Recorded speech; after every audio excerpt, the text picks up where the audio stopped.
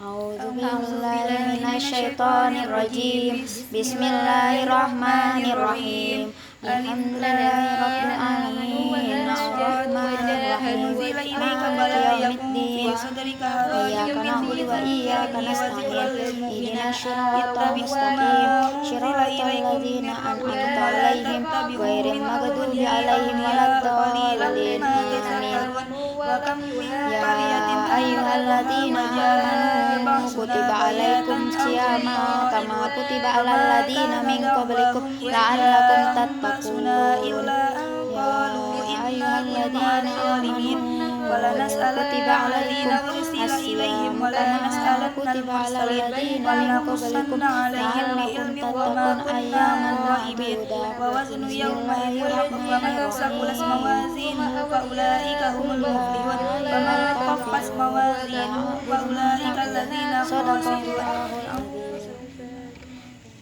Assalamualaikum warahmatullahi wabarakatuh.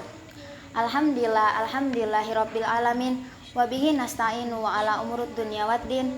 Assalatu wassalamu ala asyrafil anbiya'i wal mursalin wa ala alihi wa ashabi ajmain, amma ba'du. Pertama-tama marilah kita panjatkan puja-puji syukur kita ke atas hadiran Allah Subhanahu wa taala yang telah memberikan kita nikmat serta hidayatnya sehingga kita dapat berkumpul di tempat yang penuh barokah ini. Salawat serta salam tak lupa kita panjatkan kepada Nabi agung kita, Nabi Muhammad SAW, yang telah membawa kita dari zaman jahiliyah menuju zaman yang terang benderang seperti apa yang kita rasakan saat ini. Kaum muslimin yang dirahmati Allah Subhanahu wa taala, sesungguhnya bulan Ramadan yang sangat suci ini akan sangat begitu singkat dan kita akan melewati hari-harinya begitu saja. Dan kita juga akan ditinggalkan oleh bulan suci Ramadan ini apabila kita tidak mengisinya dengan berbagi kebaikan. Di mana Allah Subhanahu wa taala berfirman, "Ya ayyuhalladzina amanu kutiba alaikumus syiyama kama kutiba alal ladzina min qablikum la'allakum tattaqun ayyaman ma'dudah." Yang artinya, wahai orang-orang beriman, diwajibkan di atas kamu untuk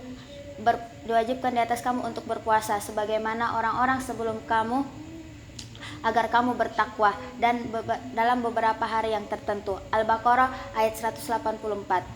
Tanpa kita mengetahui seluk-beluk dari amal-amal yang kita bisa lakukan di bulan suci Ramadan ini, kita bisa saja melewati bulan Ramadan ini dengan begitu saja tanpa meninggalkan amalan-amalan dan kenang-kenangan di dalamnya. Na'udzubillah summa na'udzubillah.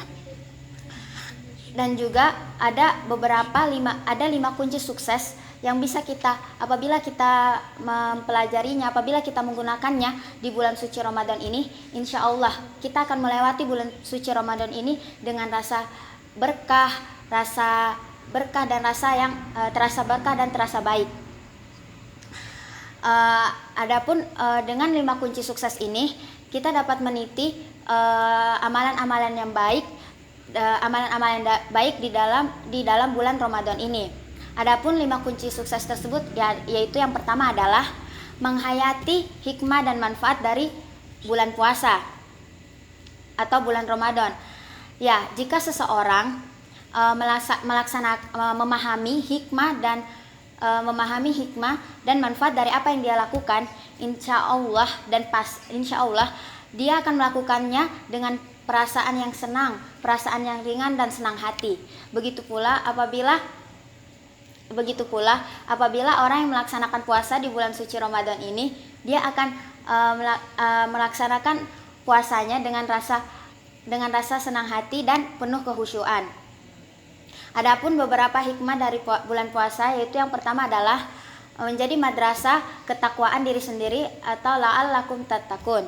Yang kedua adalah menghapus dosa-dosa terdahulu, dan yang ketiga adalah menjadi kemuliaan tersendiri bagi yang menjalaninya di hari kiamat nanti.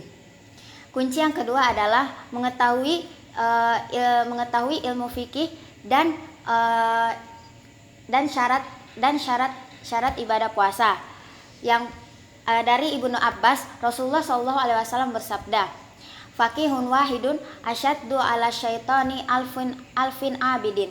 Yang artinya seorang faqih atau ahli ilmu agama lebih ditakuti syaitan daripada 1000 ahli ibadah tanpa ilmu.